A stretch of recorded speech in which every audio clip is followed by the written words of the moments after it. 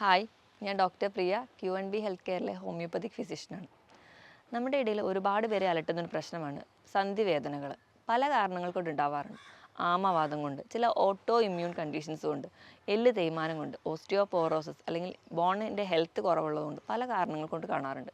ഇതിൽ ഏറ്റവും കൂടുതലായി കാണുന്ന ഒരു കാരണം എന്ന് പറയുന്നത് യൂറിക് ആസിഡാണ്. യൂറിക് ആസിഡ് മൂലം നമുക്ക് പലതരത്തിലുള്ള സന്ധിവേദനകൾ നമ്മുടെ ഇടയിൽ കാണാറുണ്ട്.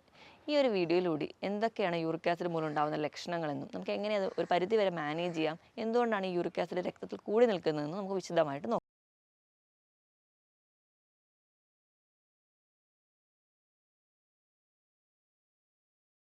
എന്താണ് യൂറിക് ആസിഡ്? യൂറിക് ആസിഡ് എന്ന് പറയുമ്പോൾ നമ്മൾ കഴിക്കുന്ന ഭക്ഷണത്തിലെ പ്രോട്ടീൻ അല്ലെങ്കിൽ നമ്മുടെ ശരീരത്തിലെ ഓരോ കോശങ്ങളിലുള്ള ജനിതക ഘടകമായിട്ടുള്ള പ്രോട്ടീനുകൾ വിഘടിക്കും. പ്രോട്ടീൻ വിഘടിക്കുന്നതിൻ്റെ ഭാഗമായിട്ട് പ്യൂരിൻ എന്ന് പറയുന്ന ഒരു കമ്പോണന്റ് ഉണ്ടാവും. ഈ പ്യൂരിൻ്റെ അല്ലെങ്കിൽ എൻ പ്രൊഡക്റ്റ് ആയിട്ട് ഉണ്ടാകുന്ന ഒന്നാണ് യൂറിക് ആസിഡ്. യൂറിക് ആസിഡ് എന്ന് പറയുമ്പോൾ നമ്മളെല്ലാവരും കരുതും എന്തോ നമ്മുടെ ശരീരത്തിന് ദോഷം വരുന്ന ഒരു പ്രൊഡക്റ്റ് അല്ലെങ്കിൽ ഒരു കോമ്പൗണ്ട് ആണ് എന്നാണ് നമ്മൾ കരുതാറ്. പക്ഷേ ഇത് നമുക്ക് ഒരുപാട് അസുഖങ്ങളോ അല്ലെങ്കിൽ ചില രോഗങ്ങൾ ഉണ്ടാക്കുന്നുണ്ടെങ്കിലും ഒരു 50% യൂറിക് ആസിഡ് നമ്മുടെ ശരീരത്തിന് ഗുണങ്ങൾ ചെയ്യുന്നുണ്ട്. ഇത് നല്ലൊരു ആൻറ്റി ഓക്സിഡൻ്റ് ആണ്. ആൻറ്റി ഓക്സിഡൻ്റ് എന്ന് പറയുമ്പോൾ നമ്മുടെ ശരീരത്തിൽ പല ഓക്സിഡേറ്റീവ് സ്ട്രെസ് കണ്ടീഷൻസ് ഉണ്ടാവുന്നുണ്ട്. അതുപോലെ പല ഇൻഫ്ലമേറ്ററി കണ്ടീഷൻസ് ഉണ്ടാകും. ഇവ നമ്മുടെ ശരീരത്തിലെ പല കോശങ്ങളെ നശിപ്പിക്കുന്ന ഒരു പ്രക്രിയയാണ്. ഇവയൊക്കെ തടയാൻ നല്ലൊരു മെഡിസിൻസ് അല്ലെങ്കിൽ നല്ലൊരു ആക്ഷൻ കിട്ടുന്ന ഒന്നാണ് ആൻറ്റി ഓക്സിഡൻറ്റ്. അപ്പം യൂറിക് ആസിഡും ഒരു ആൻറ്റി ഓക്സിഡൻ്റ് ആണ്. അതുകൊണ്ട് തന്നെ നമുക്ക് ഒരു പരിധിവരെ ക്യാൻസർ പോലെയുള്ള രോഗങ്ങളെ തടയാനും യൂറിക് ആസിഡ് സഹായിക്കുന്നുണ്ട്. ഇതൊരു ലിമിറ്റിൽ കൂടുതലാവുമ്പോൾ മാത്രമാണ് നമുക്ക് പല കണ്ടീഷൻസ് ഉണ്ടാക്കുന്നത്. എത്രയാണ് ഇതിൻ്റെ ലിമിറ്റ് എന്ന് നോക്കാം. പുരുഷന്മാരെ എടുക്കുകയാണെങ്കിൽ ഒരു 6.5 മില്ലിഗ്രാം പെർ ഡെസിലിറ്റർ വരെ ആവും. സ്ത്രീകളെ എടുക്കുകയാണെങ്കിൽ 5.9 മില്ലിഗ്രാം പെർ ഡെസിലിറ്റർ വരെ ആവും.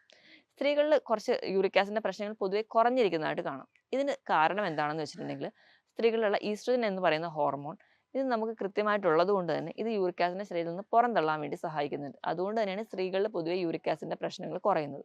എപ്പോഴും ഒരു ആർത്ത വിരാമത്തോടു കൂടിയാണ് യൂറിക് ആസിഡിൻ്റെ പ്രശ്നങ്ങൾ സ്ത്രീകളിൽ കണ്ടു തുടങ്ങുന്നത്. ഈ യൂറിക് ആസിഡ് എന്ന് പറയുന്ന വസ്തു നമ്മുടെ ശരീരത്തിൽ ഉണ്ടായി കഴിഞ്ഞു കഴിഞ്ഞാൽ അത് കിഡ്നിയിൽ രക്തത്തിലൂടെ കലർന്ന് കിഡ്നിയിലെത്തുകയും കിഡ്നിയിൽ വെച്ച് അരിച്ച് അത് മലത്തിലൂടെയും മൂത്രത്തിലൂടെയും പുറന്തള്ളും. 70% മൂത്രത്തിലൂടെയാണ് പുറന്തള്ളുന്നത്. അതുകൊണ്ട് തന്നെ നല്ലപോലെ വെള്ളം കുടിക്കുകയാണെങ്കിൽ കുറച്ച് യൂറിക് ആസിഡ് കൂടി നിന്നാലും അത് മൂത്രത്തിലൂടെ പുറന്തള്ളുന്നതായിട്ട് കാണാം. ഇതൊക്കെയാണ് പ്രധാനമായിട്ടും യൂറിക് ആസിഡിൻ്റെ പ്രശ്നങ്ങൾ. യൂറിക് ആസിഡ് ശരീരത്തിൽ അല്ലെങ്കിൽ രക്തത്തിൽ കൂടി നിൽക്കുന്ന കണ്ടീഷനെ നമ്മൾ ഹൈപ്പർ യൂറീസീമിയ എന്ന് പറയും. ഈ പറയുന്ന ഹൈപ്പർ യൂറീസീമിയ വന്നു കഴിഞ്ഞാൽ ഈ യൂറിക് ആസിഡുകളെല്ലാം ചേർന്ന് ഒരു ക്രിസ്റ്റൽ ആവും. ക്രിസ്റ്റൽ എന്ന് പറയുമ്പോൾ നമ്മുടെ വീട്ടിലുള്ള കല്ലുപ്പോ അല്ലെങ്കിൽ നമ്മുടെ പഞ്ചസാരയുടെ ചെറിയ തരികളായിട്ട് ഫോം ചെയ്യും. ഇങ്ങനെയുള്ള ക്രിസ്റ്റലുകൾ നമ്മുടെ സന്ധികളിൽ അടിയുമ്പോൾ അത് ഗൗട്ട് അല്ലെങ്കിൽ സന്ധി വേദനയിലേക്കും കിഡ്നിയിൽ അടിഞ്ഞു കഴിഞ്ഞാൽ കിഡ്നി സ്റ്റോൺ ആയിട്ട് മാറുന്നതായിട്ട് കാണാം. ഇതൊക്കെയാണ് യൂറിക് ആസിഡിന്റെ ജനറൽ ആയിട്ടുള്ള പ്രശ്നങ്ങൾ. ഇനി നമുക്ക് എന്തുകൊണ്ടൊക്കെയാണ് യൂറിക് ആസിഡ് കൂടുന്നതെന്ന് നോക്കാം. ഒന്നാമതായിട്ട് അമിതവണ്ണം അല്ലെങ്കിൽ പൊണ്ണത്തടി.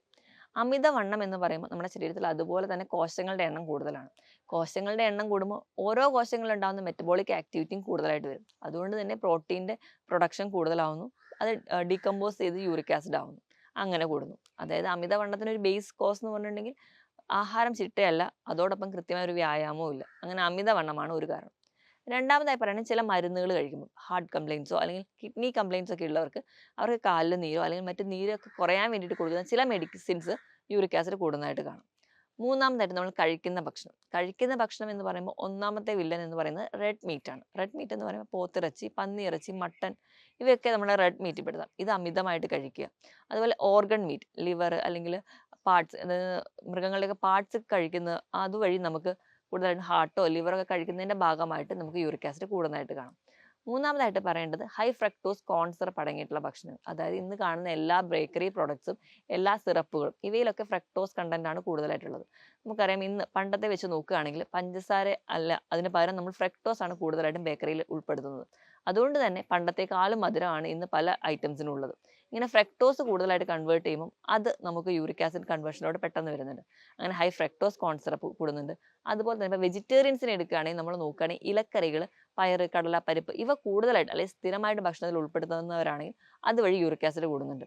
ഇതുപോലെ മദ്യപാനികളിലാണെങ്കിൽ ഏറ്റവും കൂടുതൽ കമ്പാരബിളി നോക്കുകയാണെങ്കിൽ ബിയർ കൂടുതൽ കഴിക്കുന്നവർക്ക് യൂറിക് ആസിഡ് പെട്ടെന്ന് കൂടുന്നതായിട്ട് കാണാം. അതിന് കാരണം ഈ ബിയറിലും ഫ്രക്ടോസ് ഉണ്ട്. ഇത് എൻ പ്രൊഡക്റ്റ് എന്ന് പറയുന്നത് യൂറിക് ആസിഡ് ആണ്. ഇങ്ങനെ ഈ ഒരു ഭക്ഷണ രീതിയാണ്. ഇതിന് പുറമേ തന്നെ ഏറ്റവും വലിയൊരു വില്ലൻ എന്ന് പറയുന്നത് ഈസ്റ്റ് അടങ്ങിയ ഭക്ഷണങ്ങളാണ്. ഈസ്റ്റ് എന്ന് പറയുമ്പോൾ നമ്മൾ വീട്ടിലുണ്ടാക്കുന്ന വെള്ളയപ്പം, ബണ്ണ്, കേക്ക് ഇവയിലെല്ലാം നമ്മൾ പുളിച്ച് പൊന്താൻ വേണ്ടി നമ്മൾ കഴിക്കുന്ന കുബൂസ് ഇവയെല്ലാം നമ്മൾ പുളിച്ച് പൊന്തി വരാൻ വേണ്ടി ഈസ്റ്റ് ആഡ് ചെയ്യുന്നുണ്ട്. ഈസ്റ്റ് ആഡ് ചെയ്യുന്നതിന്റെ ഭാഗമായിട്ട് അവിടെയും ഒരു എൻഡ് പ്രൊഡക്റ്റ് യൂറിക് ആസിഡ് ആയിട്ട് ഉണ്ടാവുന്നുണ്ട്. ഈ യൂറിക് ആസിഡ് അക്യുമുലേറ്റ് ചെയ്തിട്ട് നമുക്ക് ഗൗട്ട് പോലെയുള്ള കണ്ടീഷൻസിലോട്ട് പോവാം. ഇത് മത്സ്യങ്ങളുടെ കേസ് എടുക്കുകയാണെങ്കിൽ കറുത്ത മാംസം വരുന്ന മത്സ്യങ്ങൾ, മത്തി, അയല, ചൂര പോലെയുള്ള മത്സ്യങ്ങൾ സ്ഥിരമായിട്ട് കഴിക്കുകയാണ്. ഒമേഗ 3 ഫാറ്റി ആസിഡ്സ് ഉണ്ടെന്നടുത്ത് അധികമായിട്ട് ഇത് കഴിക്കുകയാണെങ്കിൽ നമുക്ക് യൂറിക് ആസിഡ് ഉണ്ടാവുന്നതായിട്ട് കാണാം. ഇവയൊക്കെയാണ് പ്രധാനമായിട്ടും യൂറിക് ആസിഡ് ഭക്ഷണത്തിൽ ഉണ്ടാക്കുന്ന villain. High fructose corn syrup അടങ്ങിയിട്ടുള്ള ബേക്കറി ഐറ്റംസ്, കേക്ക് അല്ലെങ്കിൽ പേസ്ട്രി ഇവയൊക്കെ കൂടുതലായിട്ട് കഴിക്കുന്നതിന്റെ ഭാഗമായിട്ട് ഇന്ന് കുട്ടികൾക്ക് പോലും യൂറിക് ആസിഡിന്റെ പ്രശ്നങ്ങൾ കാണാറുണ്ട്. നമുക്കറിയാം നേരത്തെ ഒക്കെ ആണെങ്കിൽ കുറച്ച് പ്രായം ചെന്നവർക്കാണ് ഈ ഒരു സന്ധിവേദന അല്ലെങ്കിൽ അത് ടെസ്റ്റ് ചെയ്യുമ്പോൾ യൂറിക് ആസിഡ് ആണെന്ന് തിരിച്ചറിയുന്നത്. പക്ഷെ ഇന്ന് കുട്ടികളിൽ പോലും യൂറിക് ആസിഡ് കൂടുതലായിട്ട് നിൽക്കാനുള്ള ഒരു കാരണം എന്ന് പറയുന്നത് ഈ പറഞ്ഞ രീതിയിലുള്ള ഹൈ ഫ്രക്ടോസ് കോൺ സിറപ്പിന്റെ യൂസ് ആണ്. ഇനി അടുത്തൊരു കാരണം എന്ന് പറഞ്ഞാൽ ഒബ്സ്ട്രക്റ്റീവ് സ്ലീപ്പ് ആപ്നിയ ഉള്ളവരാണ്. നമുക്കറിയാം അമിതവണ്ണം വരുമ്പോൾ നമുക്ക് രാത്രി കിടന്നുറങ്ങുമ്പോൾ കൃത്യമായിട്ടൊരു ശ്വാസം നമുക്ക് കിട്ടാതെ വരും. അതുകൊണ്ട് ഉറക്കത്തിൽ ഇടയ്ക്കിടയ്ക്ക് ഞെട്ടി എണീക്കുന്ന ഒരു കണ്ടീഷൻസ് വരാറുണ്ട്. ഇങ്ങനെ ഒരു കണ്ടീഷൻ വരുന്നതിന്റെ ഭാഗമായിട്ട് നമ്മുടെ ശരീരത്തിൽ ഓക്സിജന്റെ ലെവൽ എപ്പോഴും കുറഞ്ഞിരിക്കുന്നതാണ്. ഇങ്ങനെ ഓക്സിജന്റെ ലെവൽ കുറഞ്ഞിരിക്കുന്നതിന്റെ ഭാഗമായിട്ട് കൃത്യമായി മെറ്റബോളിസം നടക്കാതെ വരികയും യൂറിക് ആസിഡ് അക്യുമുലേറ്റ് ചെയ്യും. ഇത് കൂടാതെ തന്നെ കൃത്യമായ ഒരു വ്യായാമം ഇല്ലാത്തവരിൽ നമുക്ക് കൂടുതലായിട്ട് വരുന്നതാണ്. അതുപോലെ പുകവലി ശീലമുള്ളവരാണെങ്കിൽ നമുക്കറിയാം പുകവലിയുടെ ഭാഗമായിട്ട് രക്തക്കൊഴലുകളൊക്കെ അതിൻ്റെ ഉള്ളിലുള്ള ലൈനിങ് ഒക്കെ നശിച്ചു പോവുകയും കൃത്യമായ ഒരു ബ്ലഡ് സപ്ലൈ നമുക്ക് കിഡ്നിക്കൊന്നും വരുന്നതായിട്ട് കാണാറില്ല. ഇനി കിഡ്നിയുടെ ഫംഗ്ഷനിങ് ഒന്നും കൃത്യമല്ലാതെ പോകുന്ന കണ്ടീഷൻസിൽ നമുക്ക് യൂറിക് ആസിഡ് എലിമിനേറ്റ് ചെയ്യാൻ പറ്റാതെ വരികയും അത് നമുക്ക് സ്റ്റോൺ ഫോർമേഷനിലോട്ട് പോകുന്നത് കാണാം. ഇനി ചില മെറ്റബോളിക് ഡിസീസ് എന്ന് പറയുമ്പോൾ തൈറോയിഡോ PCOD ഇങ്ങനെയുള്ള പല കണ്ടീഷൻസ്, ഫാറ്റി ലിവർ പോലെയുള്ള കണ്ടീഷൻസിന് നമുക്ക് യൂറിക് ആസിഡ് കൂടുതലായിട്ട് നിൽക്കുന്നത് കാണാം. ഇത് കൂടാതെ തന്നെ ചില തരത്തിലുള്ള ക്യാൻസർ, ലുക്കീമിയ പോലുള്ള ക്യാൻസർ, ചില ക്യാൻസർ ട്രീറ്റ്മെന്റ് കീമോതെറാപ്പി ഒക്കെ എടുക്കുമ്പോൾ ഒറ്റയടിക്ക് ഒരുപാട് ക്യാൻസർ സെൽസ് അവിടെ നശിച്ചു പോകുന്നുണ്ട്. അതിന്റെ ഭാഗമായിട്ട് അതിലുള്ള പ്രോട്ടീനും അക്യുമുലേറ്റ് ചെയ്യുന്നതിന്റെ വഴിയായിട്ട് യൂറിക് ആസിഡ് കൂടുതലായിട്ട് കാണാം.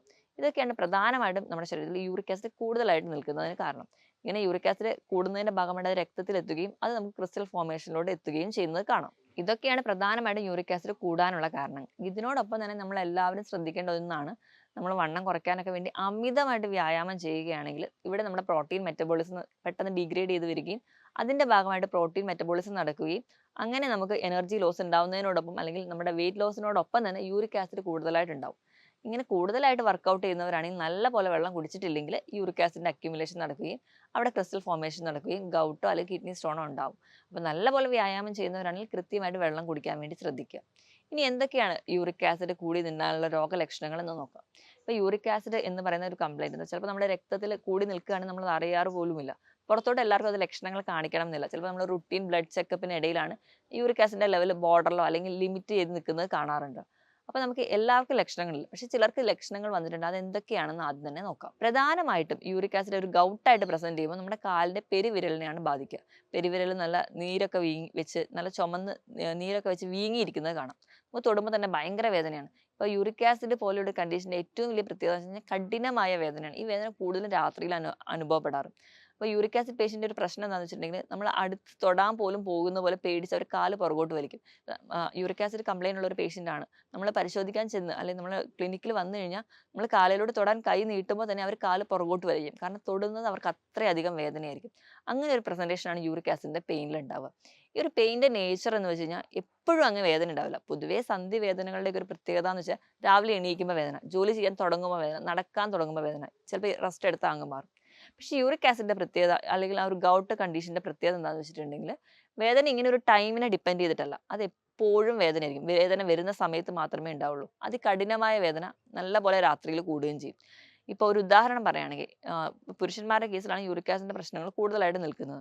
ഇപ്പം രാത്രിയിൽ അവർ മദ്യപിച്ച് വന്നു കഴിഞ്ഞാൽ ചിലപ്പോൾ അന്ന് രാത്രിയിലായിരിക്കും അവർക്ക് ഈ ഒരു വേദന അനുഭവപ്പെടുക. കൂടുതലായിട്ടും കാലിന്റെ പെരുവിരൽ, അത് കഴിഞ്ഞ് കാലിന്റെ കുഴ, കൈയിന്റെ മുട്ട് ഇങ്ങനെയുള്ള ജോയിന്റ്സിലൊക്കെ ഫോം ചെയ്യാറുണ്ട്. ഇങ്ങനെ വേദന വരുന്ന സമയത്ത് ആ ഒരു പെട്ടെന്നുള്ള വേദന നമ്മൾ കൺട്രോൾ ചെയ്യാൻ വേണ്ടി നമ്മൾ വേഗം ഒരു പെയിൻ കില്ലർ ഡിപ്പെൻഡ് ചെയ്യും. പെയിൻ കില്ലർ കഴിക്കുമ്പോൾ നമുക്ക് വേദന കുറയും. പിന്നെ ഒരു 3-4 മാസം കഴിയുമ്പോൾ പിന്നെയും ഇങ്ങനെ ഒരു സൂൺ അറ്റാക്ക് കാണും. അപ്പോൾ നമ്മൾ വീണ്ടും പെയിൻ കില്ലറിനെ ഡിപ്പെൻഡ് ചെയ്യും. അപ്പോൾ നമുക്ക് വേദന കുറയുന്നു. ഈ 3-4 മാസം ഗ്യാപ്പ് കഴിഞ്ഞു വന്ന വേദന വീണ്ടും വരുമ്പോൾ അത് 2-3 മാസത്തിന്റെ ഗ്യാപ്പിലായിരിക്കും. അത് കഴിഞ്ഞ് വീണ്ടും റിപ്പീറ്റ് ചെയ്യുമ്പോൾ 1-2 മാസത്തിന്റെ ഗ്യാപ്പിലാവും. പിന്നെ അത് 1-2 ആഴ്ചയിലേക്ക് മാറും. അങ്ങനെ പിന്നെ ഒരു സ്ഥിരം വേദനയിലോട്ട് മാറും. ഓരോ തവണയും നമ്മൾ പെയിൻ കില്ലേഴ്സിനെ ഡിപ്പെൻഡ് ചെയ്യുമ്പോൾ ആ ഒരു നമുക്ക് വേദന കുറയുന്നതായി കാണാം. പക്ഷെ നമുക്ക് അതുപോലെ തന്നെ നമ്മുടെ കിഡ്നീനെയും ബാധിക്കുന്നുണ്ട്. അത് നമ്മൾ ഓർക്കാതെയാണ് നമ്മൾ ആ ഒരു ടൈമിൽ വേണ്ടിയിട്ട് പെയിൻ കില്ലേഴ്സിനെ ഡിപ്പെൻഡ് ചെയ്യുക. അപ്പോൾ നമ്മൾ ഒരു പെയിൻ കില്ലറിനെ ഡിപ്പെൻഡ് ചെയ്യുന്നതിന് ഭേദം ഏറ്റവും നല്ല നമ്മുടെ യൂറിക് ആസിഡ് എങ്ങനെ കൺട്രോൾ ചെയ്യാം എന്നുള്ളതാണ് നമ്മൾ നോക്കേണ്ടത്. അപ്പോൾ ആദ്യം തന്നെ ഇങ്ങനെ വേദന വരുന്നുണ്ടെങ്കിൽ നിങ്ങൾ ഒരു ഡോക്ടറുടെ കൺസൾട്ടേഷൻ എടുക്കുക. അപ്പോൾ ഇങ്ങനെ എന്തെങ്കിലും രാത്രി വേദന അനുഭവപ്പെട്ടു, അല്ലെങ്കിൽ നിങ്ങൾ പെട്ടെന്ന് ജോലിക്ക് പോകുമ്പോൾ സ്റ്റെയർ കയറുന്ന സമയത്തായിരിക്കും പെട്ടെന്ന് കാലിലൊരു പിടുത്തം അല്ലെങ്കിൽ ഒരു വേദന, അതികഠിനമായ വേദനയായിരിക്കും. നമുക്ക് എപ്പോഴും ഒരു ഡോക്ടറെ അഡ്വൈസ് നേടേണ്ട കണ്ടീഷൻ ആയിരിക്കും. ഇപ്പം ഇങ്ങനെ ഒരു കണ്ടീഷൻ ഉണ്ടെങ്കിൽ ഒരു ഡോക്ടറുടെ കൺസൾട്ടേഷൻ എടുത്ത് ഒരു ബോഡി ചെക്കപ്പിലൂടെ നമുക്ക് യൂറിക് ആസിഡിന്റെ ലെവൽ നോക്കാൻ പറ്റുന്നതാണ്. അപ്പോൾ ഇങ്ങനെയൊക്കെ ഒരു ലക്ഷണങ്ങളാണ് കാണുക. ഇത് ആദ്യം കാലിനെ മാത്രം ബാധിച്ചു ബാക്കി ശരീരത്തിലെ പല ജോയിന്റ്സിനെയും ബാധിക്കും. ക്രിസ്റ്റൽ ഇങ്ങനെ അടിയുന്നത് വലുതായി വലുതായി വരുമ്പോൾ ചിലപ്പോൾ ചിലരുടെ കാലിന്റെ മുട്ടിലോ അല്ലെങ്കിൽ കൈയിന്റെ മുട്ടിന്റെ പുറകിലൊക്കെ ഒരു ബോൾ, ഒരു ടെന്നീസ് ബോളിന്റെ വലുപ്പത്തിൽ ഒരു മുഴ പോലെ നിൽക്കുന്നത് കാണാം. ഇതിന് നമ്മൾ ടോഫൈ എന്ന് പറയും. ഇതും യൂറിക് ആസിഡിന്റെ ക്രിസ്റ്റൽസ് അടിയുന്നതിന്റെ ഭാഗമായിട്ട് ഉണ്ടാവുന്നതാണ്. ഇവ നമ്മൾ വീണ്ടും ശ്രദ്ധിക്കാതെ പോയി കഴിഞ്ഞാൽ അവിടെ വ്രണങ്ങളൊക്കെ വന്ന് അൾസറേറ്റ് ചെയ്യാനുള്ള ടെംപ്റ്റേഷൻസ് വരെയുണ്ട്. അപ്പോൾ ഇതൊക്കെയാണ് പ്രധാനമായിട്ടും യൂറിക് ആസിഡിന്റെ പ്രശ്നം.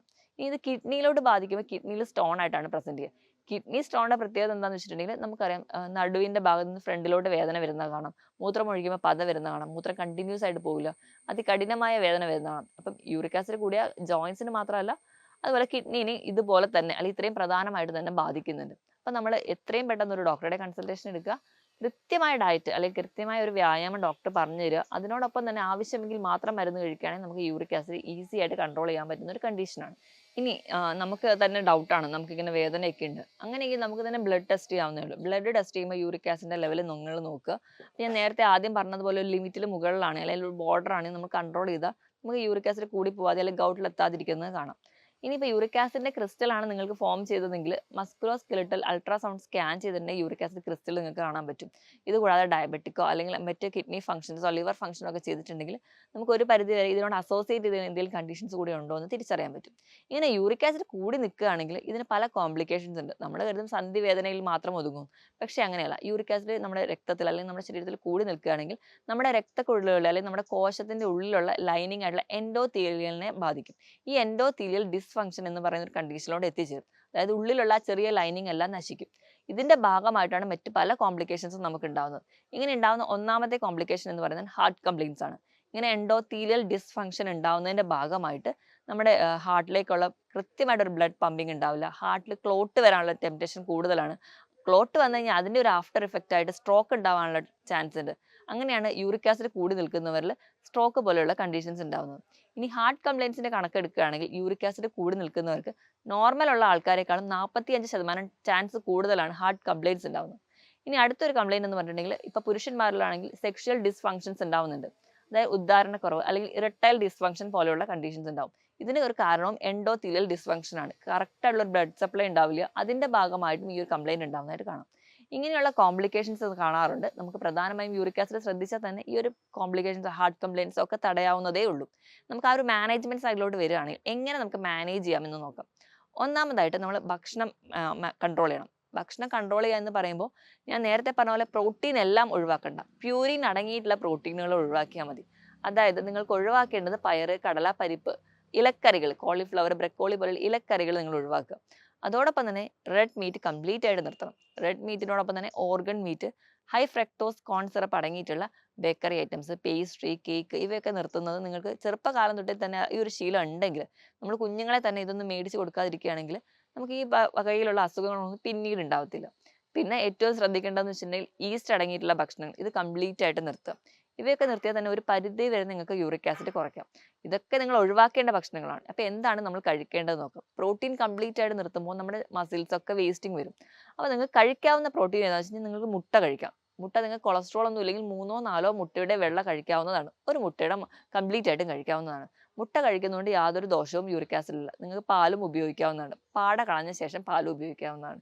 ഈ പ്രോട്ടീനൊക്കെ നിങ്ങൾക്ക് കഴിക്കാം. ബാക്കി പ്രോട്ടീനെല്ലാം കംപ്ലീറ്റ്ലി ഒഴിവാക്കണമെന്നല്ല, ഒന്ന് നിങ്ങൾ മിതമായ രീതിയിൽ ഉൾപ്പെടുത്താൻ വേണ്ടി ശ്രദ്ധിക്കുക. മുട്ടയോടൊപ്പം തന്നെ നിങ്ങൾക്ക് ചിക്കൻ കഴിക്കാവുന്നത്. ചിക്കൻ എന്ന് പറയുമ്പോൾ ലീൻ പ്രോട്ടീൻ ആണ്. ഇവ കഴിക്കുന്നത് നിങ്ങൾക്ക് യാതൊരുവിധ ദോഷവും ചെയ്തില്ല. അപ്പം നിങ്ങൾക്ക് ഒരു ആഴ്ചയിൽ 100-150 ഗ്രാം ചിക്കൻ കറി വെച്ച് കഴിക്കാവുന്നതാണ്. ഇവ നിങ്ങൾക്ക് പ്രോട്ടീൻ്റെ ഘടകത്തിൽ പെടുത്താം. ഇനിയിപ്പോൾ നിങ്ങൾക്ക് യൂറിക് ആസിഡ് ഫോം ചെയ്തു അല്ലെങ്കിൽ ക്രിസ്റ്റൽ ഫോർമേഷൻ ഒക്കെ ഉണ്ടായെങ്കിൽ ഈ ഒരു ക്രിസ്റ്റൽ ഒഴിവാക്കാൻ വേണ്ടിയിട്ട് നമുക്ക് ചെയ്യാവുന്നതാണ് വൈറ്റമിൻ സി അടങ്ങിയ ഭക്ഷണങ്ങൾ കൂടുതലായിട്ട് കഴിക്കുക. പേരയ്ക്ക, പപ്പായ, ഇങ്ങനെ നമ്മുടെ നാരങ്ങ, ഓറഞ്ച്, മുസമ്പി, സിട്രസ് ഇവയെല്ലാം വൈറ്റമിൻ സി റിച്ച് ആണ്. അപ്പോൾ നിങ്ങൾക്ക് അത് കഴിക്കുകയാണെങ്കിൽ ഒരു പരിധി വരെ ക്രിസ്റ്റൽ ഫോർമേഷനൊക്കെ തടയാൻ പറ്റും. ഏറ്റവും നല്ലത് എന്ന് പറയുന്നത് നമ്മുടെ നാട്ടിലൊക്കെ കിട്ടുന്ന ചെറി എന്ന് പറയുന്ന ഒരു ഫ്രൂട്ട് ഉണ്ട്. അതായത് നമ്മൾ കടയിലൊക്കെ മേടിക്കുന്ന സിറപ്പിൽ ഡിപ്പ് ചെയ്തിട്ടുള്ള ചെറിയല്ല, നമ്മുടെ നാട്ടിലൊക്കെ കിട്ടുന്ന ചെറി. ഈ ഒരു ചെറി അല്ലെങ്കിൽ ലൗലോലിക്ക, ഈ ഒരു കാൻബറി ഗണത്തിൽ പെടുന്ന ഫ്രൂട്ട്സ് ഒക്കെ കഴിക്കുകയാണെങ്കിൽ ഒരു 10 എണ്ണമെങ്കിലും നിങ്ങൾക്ക് ദിവസവും കഴിക്കുകയാണെങ്കിൽ യൂറിക് ആസിഡിന്റെ ക്രിസ്റ്റൽ ഫോർമേഷൻ ഉള്ളവരാണെങ്കിൽ അത് നിങ്ങൾക്ക് കുറയുന്നതായിട്ട് കാണാം. അതുപോലെ തന്നെ നിങ്ങൾക്ക് എല്ലാവർക്കും ചെയ്യാവുന്നതാണ് ആപ്പിൾ സിഡർ വിനെഗർ. ഇത് കഴിക്കുകയാണെങ്കിൽ, അതായത് ഇതിൻ്റെ ഒരു ഡ്രിങ്ക് മിക്സ് ചെയ്ത് കുടിക്കുകയാണെങ്കിൽ, ഒരു 150 ml വെള്ളം എടുക്കുക. ഒരു ചെറിയ ടീസ്പൂൺ അളവിൽ അതുകൂടി മിക്സ് ചെയ്തിട്ട് നിങ്ങൾക്ക് കുടിക്കാവുന്നതാണ്. ഇവയും നിങ്ങൾക്ക് ആ ഒരു ക്രിസ്റ്റൽ ഫോർമേഷൻ തടയുന്നത് കാണാം. ഇതെന്ന് പറഞ്ഞിട്ടുണ്ടെങ്കിൽ ആപ്പിൾ സിഡർ വിനെഗർ എന്ന് പറഞ്ഞാൽ ആപ്പിളിലുള്ള മാലിക് ആസിഡ് ആണ്. ഈ മാലിക് ആസിഡ് ഫെർമെന്റ് ചെയ്ത് ഉണ്ടാക്കുന്ന ഒരു പ്രൊഡക്റ്റ് ആണ്. അപ്പം ഈ ഒരു മാലിക് ആസിഡ് നമുക്ക് ക്രിസ്റ്റൽ ഫോർമേഷൻ തടയുന്നത് കാണാൻ പറ്റും. അപ്പോൾ നിങ്ങൾ മാക്സിമം ഇത് വെറും വയറ്റിൽ കുടിക്കാതിരിക്കാൻ വേണ്ടി ശ്രദ്ധിക്കുക. എപ്പോഴും ഒരു ഇടനേരം ഒരു 11 മണി ഒരു ടൈമിൽ ഒരു ഷോർട്ട് സ്നാക്ക് പോലെ നിങ്ങൾക്ക് ഈ ഒരു വെള്ളം കുടിക്കാവുന്നതാണ്. കാരണം ചിലർക്കൊക്കെ ഇത് അസിഡിറ്റിയുടെ പ്രശ്നം ഉള്ളതുകൊണ്ടോ അല്ലെങ്കിൽ ആപ്പിൾ സിഡർ വിനെഗർ നിങ്ങൾക്ക് എംപ്റ്റി സ്റ്റൊമക്കിൽ കുടിക്കുന്നതിൻ്റെ ഭാഗമായിട്ട് ഇനാമലിന് ചെറിയ പ്രശ്നം വരിക, പല്ലിന് പുളിപ്പ് വരിക തുടങ്ങിയ കളർ വേരിയേഷൻ, ഇനാമലിന് കളർ വേരിയേഷൻ ഒക്കെ ഉണ്ടാവുന്നതായിട്ട് കാണാറുണ്ട്. അപ്പം ഒരു 11 മണിക്ക് ഇത് കുടിക്കുകയാണെങ്കിൽ നിങ്ങൾക്ക് ആ ഒരു ക്രിസ്റ്റൽ ഫോർമേഷനും തടയുന്നത് കാണാം. അപ്പം ഇങ്ങനെയൊക്കെ ചെയ്യുക. അതിനോടൊപ്പം തന്നെ കൃത്യമായി വ്യായാമം ചെയ്യുക. നിങ്ങൾക്ക് വേദനയൊന്നും ഇല്ലാത്ത സമയത്താണെങ്കിൽ നിങ്ങൾ മാക്സിമം നിങ്ങളുടെ ബോഡി വെയിറ്റ് മെയിൻറ്റെയിൻ ചെയ്യാൻ വേണ്ടി ശ്രദ്ധിക്കുക. ബോഡി വെയിറ്റ് മെയിൻറ്റെയിൻ ചെയ്യുക എന്ന് പറഞ്ഞാൽ നിങ്ങളുടെ ഹൈറ്റിനനുസരിച്ച് നിങ്ങളുടെ ബോഡി വെയിറ്റ് മെയിൻറ്റെയിൻ ചെയ്യുക. അപ്പം അതായത് ഒരു 150 സെൻറ്റിമീറ്റർ ആണ് നിങ്ങളുടെ ഉയരമെങ്കിൽ നിങ്ങളുടെ വേണ്ട ബോഡി വെയിറ്റ് എന്ന് പറയുന്നത് 50 കിലോയാണ്. അതായത് 150 നിന്ന് 100 കുറയ്ക്കുക. 50 കിലോയാണ് നിങ്ങൾക്ക് വേണ്ടത്. ആ ഒരു രീതിയിൽ നിങ്ങളുടെ ബോഡി വെയിറ്റ് മെയിൻറ്റെയിൻ ചെയ്യുക. കൃത്യമായിട്ട് വെള്ളം കുടിക്കുക. അതായത് നിങ്ങളുടെ ശരീരഭാരത്തിനനുസരിച്ച് 25 കിലോയ്ക്ക് 1 ലിറ്റർ കണക്കെ നിങ്ങൾ വെള്ളം കൃത്യമായി കുടിക്കുക. നിങ്ങളെ ജോലിയെ ഡിപ്പെൻഡ് ചെയ്ത് നിങ്ങൾ കുടിക്കുന്ന വെള്ളത്തിൻ്റെ അളവും മാറി മാറി നിൽക്കും. നിങ്ങൾ ഒരുപാട് സൂര്യപ്രകാശം എക്സ്പോസ് ആകുന്ന ജോലികളാണ് ചെയ്യുന്നതെങ്കിൽ നിങ്ങൾ ഒരുപാട് വെള്ളം നിങ്ങൾ വിയർപ്പായി നഷ്ടപ്പെടുന്നുണ്ട്. അപ്പോൾ അതിനനുസരിച്ച് നിങ്ങൾ കുടിക്കുന്ന വെള്ളത്തിൻ്റെ ക്വാണ്ടിറ്റി മെയിൻറ്റെയിൻ ചെയ്യാൻ വേണ്ടി ശ്രദ്ധിക്കുക. ഇങ്ങനെയൊക്കെ ചെയ്യുകയാണെങ്കിൽ ഒരു പരിധിവരെ നമുക്ക് യൂറിക് ആസിഡ് മൂത്രത്തിലൂടെ പുറന്തള്ളുന്നതായിട്ട് കാണാൻ പറ്റും. ഇതോടൊപ്പം തന്നെ ആഴ്ചയിൽ 5 ദിവസമെങ്കിലും 30 മിനിറ്റ് മുതൽ 45 മിനിറ്റ് വരെ കൃത്യമായി വ്യായാമം ചെയ്യുക. നിങ്ങൾക്ക് നടത്തം അല്ലെങ്കിൽ എന്തെങ്കിലും കാർഡിയാക് എക്സസൈസ്, നീന്തൽ, അങ്ങനെ എന്തെങ്കിലും ഒരു വ്യായാമം കൃത്യമായി ചെയ്യുകയാണെങ്കിൽ ഒരു പരിധിവരെ നിങ്ങളുടെ ശരീരഭാരവും കൂടില്ല, കൃത്യമായി നിങ്ങളുടെ ബോഡി വെയിറ്റ് മെയിൻറ്റെയിൻ ചെയ്യാനും പറ്റും. ഇങ്ങനെയൊക്കെ ചെയ്യുകയാണെങ്കിൽ ഒരു പരിധിവരെ നിങ്ങൾക്ക് യൂറിക് ആസിഡ് കുറയ്ക്കാൻ പറ്റും. മറ്റൊരു ഹെൽത്ത് ടോപ്പിക്കുമായിട്ട് വീണ്ടും കാണുന്നവരെ നന്ദി, നമസ്കാരം.